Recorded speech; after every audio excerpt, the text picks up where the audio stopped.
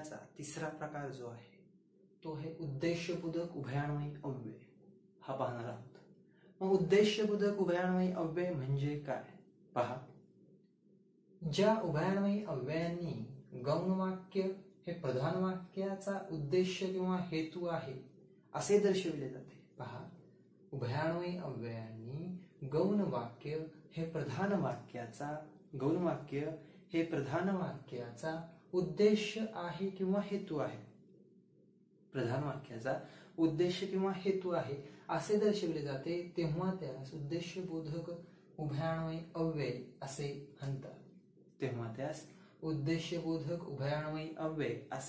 म्हणतात. लक्षात ठेवायचं.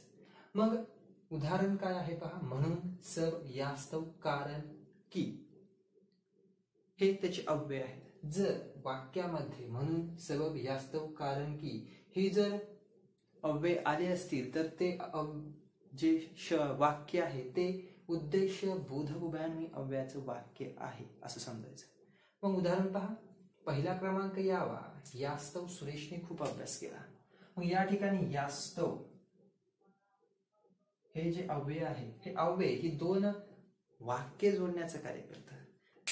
पहिला क्रमांक यावा हे प्रधान वाक्य आहे, सुरेशने खूप अभ्यास केला हे दुसरं वाक्य आहे, म्हणजे गौण वाक्य आहे. मग या ठिकाणी पहा की ज्या उभयान्वयी अव्ययांनी गौण वाक्य हे प्रधान वाक्याचा उद्देश किंवा हेतू आहे, मग गौण वाक्य हे प्रधान वाक्याचा उद्देश आहे. म्हणजे सुरेशने खूप अभ्यास केला याचा हेतू काय आहे, याचा काय आहे, पहिला क्रमांक यावा यासाठी. त्याचा हेतू काय, अभ्यास केला, या अभ्यास करण्याचा हेतू काय आहे, अभ्यास करण्याचा उद्देश काय आहे, अभ्यास करण्याच्या पाठीमागे त्याचा उद्देश काय आहे, तर त्याचा पहिला क्रमांक यावा हा त्याच्या पाठीमागचा उद्देश आहे, हेतू आहे.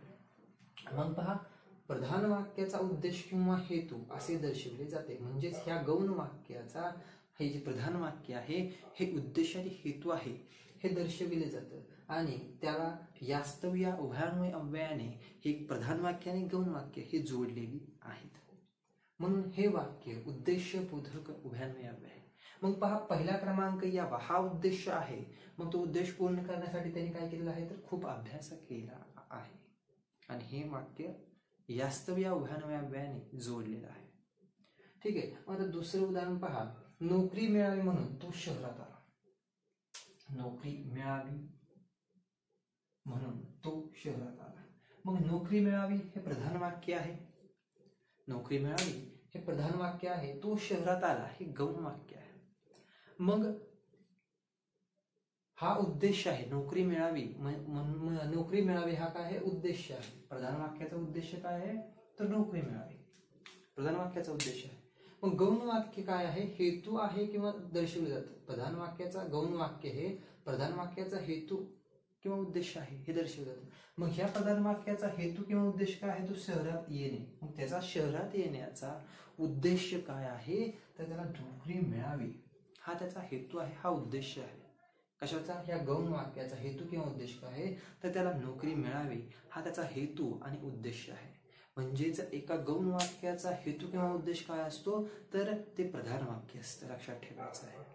आणि हे दोन्ही प्रधान आणि गौण वाक्य जोडण्याचं कार्य म्हणून हे उभयान्वयी अव्यय जे आहे, हे अव्यय जे आहे उद्देशबोधक उभयान्वयी अव्यय या ठिकाणी ते करत आहे. म्हणजे जर वाक्यामध्ये म्हणून, सबब, यास्तव, कारण, की ही जर अव्यय असतील तर ते उद्देशबोधक उभयान्वयी अव्यय आहे. तसेच एक वाक्यामध्ये प्रधान वाक्य असतं आणि गौण वाक्य असतं. गौण वाक्य जर प्रधान वाक्याचा उद्देश सांगत असेल, हेतू सांगत असेल, तर ते उद्देशबोधक उभयान्वयी अव्यय आहे हे समजायचं आहे. ठीक आहे. आता आपण काय पाहिलं, तर उद्देशबोधक उभयान्वयी अव्यय. आता आपण पाहणार आहोत गौणत्व सूचक उभयान्वयी अव्ययामधील आता आपण संकेत बोधक उभयान्वयी अव्यय हे पाहणार आहोत. मग संकेत बोधक उभयान्वयी अव्यय म्हणजे काय पहा. संकेत बोधक उभयान्वयी अव्यय म्हणजे काय, तर जी अव्यय संकेत किंवा अट दाखवतात, संकेत किंवा अट दाखवतात, जी अव्यय संकेत किंवा अट दाखवतात त्यांना संकेत बोधक उभयान्वयी अव्यय असे म्हणतात. मग संकेत किंवा अट दाखवणे वाक्यामध्ये जर दाखवत असतील तर ती उभयान्वयी अव्यय आहेत, पण कोणती संकेतच. मग उदाहरण काय आहे, त्याची अव्यय दिलेली आहेत. जो वाक्यामध्ये जर, तर, जरी, तरी, म्हणजे, की अशा प्रकारचे जर अव्यय येत असतील तर ती संकेत बोधक उभयान्वयी अव्यय आहेत, हे नक्की. वाक्यामध्ये पहा, जर, तर, जरी, तरी, म्हणजे, की अशा प्रकारचे जर अव्यय येत असतील, अशा प्रकारच्या अव्ययांनी जर वाक्य जोडलं असेल, जर, तर, जरी, तरी, म्हणजे, की, तर ते वाक्य संकेत बोधक उभयान्वयी अव्ययामध्ये येतं, हे नक्की. मग उदाहरणार्थ पहा काय आहे.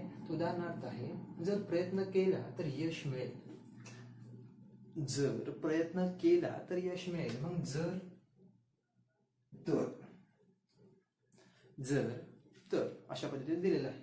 मग जर, तर या ठिकाणी दिलेलं आहे, प्रयत्न केला, जर प्रयत्न केला तर यश मिळेल. म्हणजे दोन वाक्य ही कशाने जोडलेली आहेत, प्रयत्न केला यश मिळेल ही वाक्य जर, तर या उभयान्वयी अव्ययांनी जोडलेली आहेत, बरोबर की नाही. मग त्यातलं एक प्रधान, एक उप हे तर असतंच, परंतु या ठिकाणी संकेत अगदी सोपं आहे की त्या ठिकाणी जर, तर, म्हणजे, की, जरी, तरी अशा स्वरूपाचे जर अव्यय येत असतील तर ते वाक्य हे कशा स्वरूपाचं असतं, तर ते वाक्य संकेत बोधक उभयान्वयी अव्ययाचं असतं, हे नक्की. दुसरं पहा, तू डॉक्टर झालास. तू डॉक्टर झालास हे प्रधान वाक्य आहे, म्हणजे आमच्या आयुष्याचे सार्थक होईल. मग आमच्या आयुष्याचे सार्थक होईल, तू डॉक्टर झालास हे प्रधान वाक्य आहे आणि हे गौण वाक्य आहे. हे दोन्ही वाक्य जोडण्याचं कार्य म्हणजे हे जे उभयान्वयी अव्यय आहे, हे म्हणजे हे अव्यय या ठिकाणी करत आहे. मग संकेत काय दाखवला आहे या ठिकाणी, अट काय दाखवली आहे, संकेत किंवा अट. अट काय आहे किंवा संकेत काय आहे या ठिकाणी, तर आयुष्याचं सार्थक कधी होईल, आयुष्याचं सार्थक कधी होईल, ज्या वेळेस तो डॉक्टर झाला त्यावेळेसच.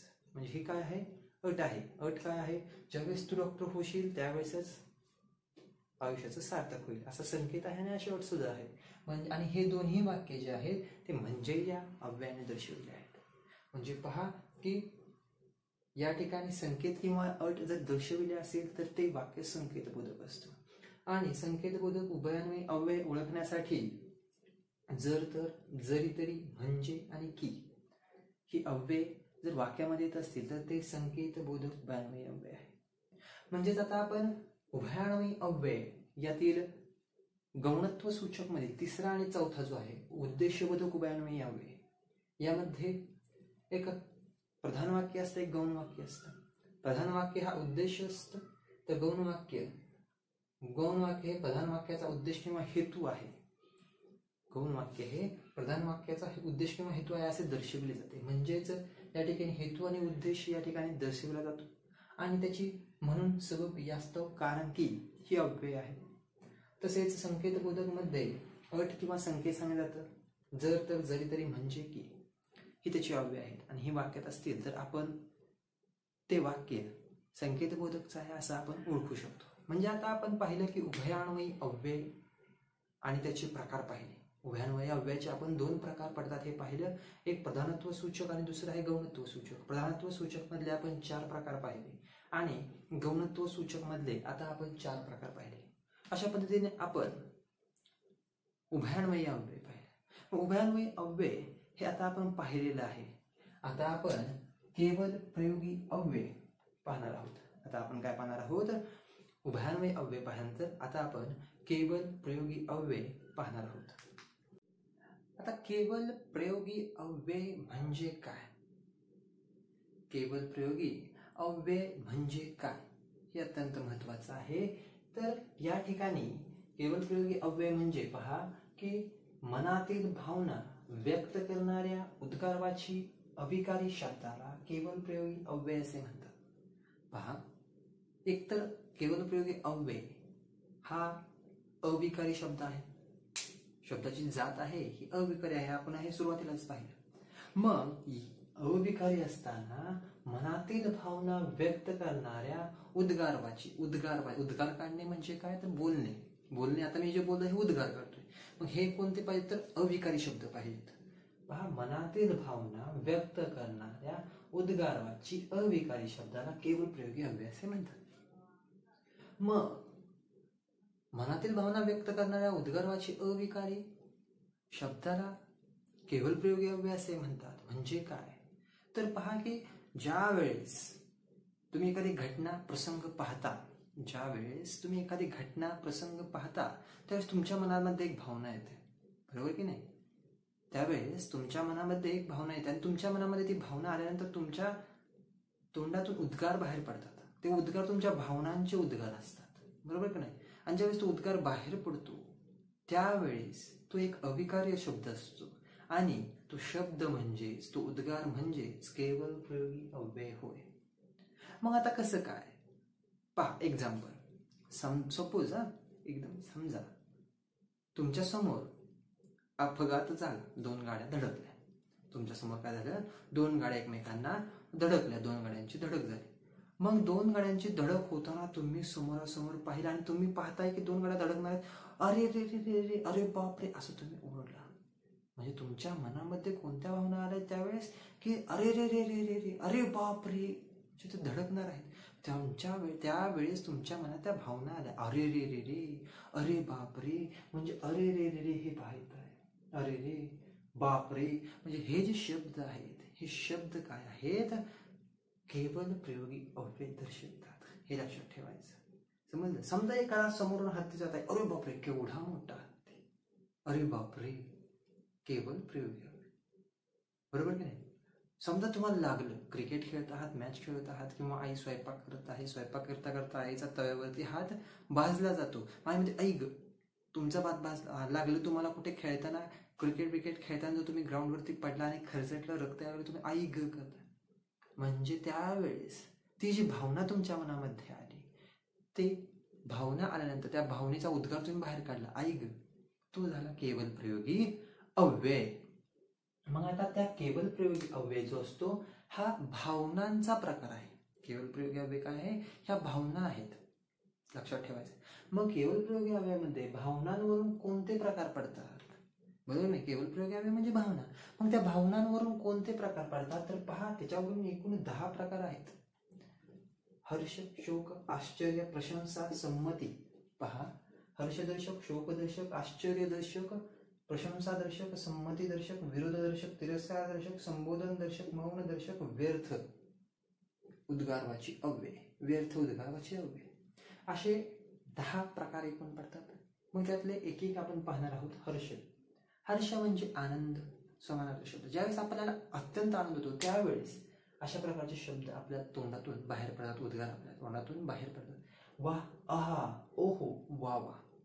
म्हणजे काहीतरी छान झालं असेल, वा वा, टाळ्या वाजून आपण म्हणतो. म्हणजे आपल्या मनातील उद्गार, भावना जे आहेत ते बाहेर पडतात. आहा हा, किती छान आहे की नाही? फुलाचा सुगंध जर घेतला, आहा हा, किती सुंदर आहे, अशा पद्धतीने. वाह, सचिन काय सुंदर क्रिकेट खेळला आज. म्हणजे मनातील भावना बाहेर पडतात. त्या आहेत हर्षदर्शक, आनंददर्शक. ज्या भावना आहेत त्या इथे लिहिलेल्या आहेत. त्यानंतर आहे शोकदर्शक. शोक म्हणजे दुःख. ज्यावेळेस आपल्याला दुःखी होतो त्यावेळेसच्या भावना काय असतात? अरे रे, खूप वाईट झालं, अशा पद्धतीने. अगाई लागला असेल तर, हाय हाय, दुःखी भावना आहे. हाय, दुःखी भावना आहे, शोक आहे. लागला असेल तर, दुःख झालं असेल त्यावेळेस आपण या भावनांचा या ठिकाणी उद्गार काढतो. त्या भावना आपल्या मनामध्ये येतात. त्यानंतर पहा, आश्चर्यदर्शक. आश्चर्यदर्शक, जसं की मी तुम्हाला आता सांगितलं, एखादा मोठा हत्ती तुमच्या समोर जर आला, तुम्ही अरे बापरे, केवढा मोठा हत्ती. तोच आहे काय रे झालं हे, अशा पद्धतीनं. बापरे, किती मोठा हत्ती. आश्चर्यदर्शक. एखादी घटना अचानक तुमच्या समोर घडते त्यावेळेस तुम्हाला आश्चर्य वाटतं, तीच आश्चर्यदर्शक. हा हा, अरे चहा, अशा पद्धतीने या आश्चर्यदर्शक भावनांचे जे शब्द आहेत, केवल प्रयोगी शब्द हे आहेत. त्यानंतर पहा, प्रशंसादर्शक. आता प्रशंसादर्शक मध्ये शाबास, भले, वाहवा, छान असे शब्द आहेत. मग हे शब्द जे आहेत ते जर तुम्ही पाहिलं की शाबास, शिक्षकांनी तुम्ही जर योग्य अभ्यास केला असेल तर शिक्षक पाठीवरती थाप देतात, शाबास, खूप छान, बरोबर की नाही? खूप छान, अशा पद्धतीने शाबास. ह्या ज्या आहेत पहिल्या तुम्ही अभ्यास केलेला आहे त्यावेळेस शिक्षक पाठीवरती थाप मारतात आणि बोलतात शाबास. म्हणजे त्यांच्या मनात त्यावेळेस तो उद्गाराला ती भावना आली की ह्याला शाबासकी दिली पाहिजे, त्यावेळेस ते शाबास म्हणतात. भले, वाह वाह, छान. अक्षर एखादं सुंदर आहे, शिक्षकांनी वही बघितली, अरे छान, अक्षर पहिल्याच म्हणतात छान, म्हणजे त्यांच्या मनात त्यावेळेस ती भावना येते की हा विद्यार्थी छान अक्षर काढलेला आहे म्हणून ते छान म्हणतात. म्हणजेच प्रशंसा, म्हणजेच एखाद्याचं काय करायचं, कौतुक करणे, प्रशंसा करणे. त्यावेळेस आपण अशा प्रकारचे उद्गार बाहेर काढतो. आता हे उद्गार लक्षात ठेवायचे आहेत, तो त्याचा प्रकार लक्षात ठेवायचा आहे, याच्यावरती प्रश्न येतात, लक्षात ठेवायचा आहे. ते आहे संमती दर्शक, म्हणजे संमती दर्शवणे, होकार दर्शवणे, लक्षात ठेवायचं आहे. मग संमती दर्शक मध्ये पहा, हा, जी, ठीक, अच्छा अशा प्रकारचे शब्द येतात संमती दर्शक मध्ये. म्हणजे एखाद्याला संमती दर्शवायची आहे तर ठीक आहे, हो, हा, जी, ठीक, अच्छा अशा प्रकारचे जे शब्द आहेत, हे शब्द संमती दर्शवतात, होकार दर्शवतात. म्हणजे एखाद्या तुम्हाला प्रश्न विचारला असेल तर येतो की नाही, हो येतो, संमती दर्शवतात, बरोबर की नाही. मग या ठिकाणी हे आहेत संमती दर्शक शब्द. त्यानंतर पहा विरोध दर्शक शब्द आहेत. विरुद्ध, नकार दर्शवणे, विरुद्ध दर्शवणे. पहा छे, छठ, छे छे, काय दर्शवतो आपण, विरुद्ध दर्शवतो, नकार दर्शवतो. छे, छठ, छे छे म्हणजे विरोध, नकारार्थक शब्द जे आहेत ते हे आहेत, लक्षात ठेवायचं आहे. त्यानंतर आहे तिरस्कार दर्शक शब्द. मग आता तिरस्कार कशा पद्धतीने यातून होतो पहा, शी, थू, छी, हुड, छत असे शब्द आहेत. म्हणजे तिरस्कार म्हणजे एखाद्या गोष्टीबद्दल जर आपल्याला अत्यंत तिरस्कार आहे तर त्या गोष्टीला आपण म्हणतो छी, छू, म्हणजे ते शी, थू, छी, हुडत, छत अशा प्रकारच्या शब्दांचा उपयोग आपण आपल्या भावनांच्या द्वारे करत असतो. किंवा ज्यावेळेस आपल्याला एखाद्या तिरस्कारदर्शक भावना आपल्या मनामध्ये येते त्यावेळेस अशा प्रकारचे शब्द आपल्या तोंडातून निघतात, लक्षात ठेवायचं आहे. तिरस्कार. त्यानंतर आहे संबोधन दर्शक. मग संबोधन दर्शक केवळ प्रयोगी अव्यय. पहा संबोधन, संबोधन म्हणजे काय तर संबोधन म्हणजे हाक मारणे. संबोधन म्हणजे काय तर संबोधन म्हणजे हाक मारणे. मग हाक मारणे, मग हाक मारताना तुम्ही कोणकोणत्या, ज्यावेळेस तुमच्या भावना मनामध्ये येतात हाक मारण्याची त्यावेळेस तुम्ही कोणकोणते शब्द वापरता, बरोबर की नाही. मग पहा कोणकोणते शब्द वापरता. अग, एखादी स्त्री जर असेल तर अग, अरे, पुरुष असेल तर अरे, तुमच्याच वयाचा असेल तर तुम्ही काय म्हणता अरे. नाव न घेता तुम्ही जर जे शब्द वापरता ते शब्द आहेत तिथे अग, अरे, ए, अहो, बरोबर की नाही. हे अशा प्रकारचे जे शब्द आहेत केवळ प्रयोगी अव्यय. ज्यावेळेस तुमच्या मनामध्ये भावना येतात कोणाला हाक मारायची आहे त्यावेळेस तुम्ही नकळत म्हणता अहो, अरे, अग, ए असं तुम्ही उच्चारत असता, बरोबर की नाही. ए जरा इकडे, काय झालं, संबोधन, हाक मारले तुम्ही, ए इकडे ये, अशा पद्धतीने काय झालं, संबोधन दर्शक. ठीक आहे. त्यानंतर आहे मौन दर्शक. मौन दर्शक म्हणजे शांत बसणे, चुपचाप बसणे. आणि शब्द केवळ प्रयोगी अव्यय सुद्धा तशीच आहेत. गप, चिप, गुपचूप, चुप अशा प्रकारचे त्याचे अव्यय आहेत. गप, चिप, गुपचूप, चुप. ठीक आहे. मग हे झाले मौन दर्शक. त्यानंतर आहे व्यर्थ. व्यर्थ उद्गारवाची केवळ प्रयोगी अव्यय. मग व्यर्थ उद्गारवाची केवळ प्रयोगी अव्यय म्हणजे काय तर बापडा, म्हणे, आपला, बेटे. मग बापडा, म्हणे, आपला, बेटे हे जे शब्द आहेत हे शब्द वाक्यात येतात परंतु त्यांचा वाक्यामध्ये काहीच काम नसतं. ते असेच वाक्यामध्ये आलेले असतात, त्यांना वाक्यामध्ये त्यांची गरजही नसते तरी सुद्धा ते वाक्यामध्ये येतात. म्हणजे हे शब्द तुम्ही वाक्यामध्ये गाळले तरी सुद्धा वाक्याला काहीच फरक पडत नाही. वाक्याचा अर्थ जो असतो तो कायम तसाच राहतो आणि अर्थपूर्ण वाक्य तसंच राहतं. बापडा, म्हणे, आपला, बेटे हे शब्द जे आहेत हे वाक्यामध्ये जरी नाही आले आणि आले तरी ते व्यर्थ असतात म्हणून त्यांना व्यर्थ उद्गारवाची अव्यय असे म्हटलेले आहे. म्हणजे त्यांचं वाक्यामध्ये नसलं तरी वाक्याला काहीच फरक पडत नाही म्हणून ह्याला व्यर्थ उद्गारवाची शब्द असे म्हणतात. आणि हे चारच आहेत, बापडा, म्हणे, आपला, बेटे. हे चार उद्गारवाची व्यर्थ उद्गारवाची अव्यय आहे. म्हणजेच अशा प्रकारे आपण केवळ प्रयोगी अव्यय पाहिलं. आता केवळ प्रयोगी अव्यय ज्या वेळेस येतात त्यावेळेस त्यांच्या समोर लक्षात ठेवायचं आहे की उद्गार चिन्ह जे आहे अशा प्रकारचं उद्गार चिन्ह नेहमी येतं. केवळ प्रयोगी ज्यावेळेस आहे येतात वाक्यामध्ये त्यावेळेस ज्यावेळेस हे उद्गार भावना ज्यावेळेस या निघतात त्यावेळेस या भावना निघाल्यानंतर त्यांच्यासमोर अशा प्रकारचं उद्गारवाची चिन्ह जे आहे, उद्गार चिन्ह, एक्सक्लेमेटरी सेंटेन्स, उद्गार चिन्ह, हे आपण नेहमी देतो, हे लक्षात ठेवायचं आहे. केवळ प्रयोग यावेनंतर या चिन्हाचा उपयोग केला जातो.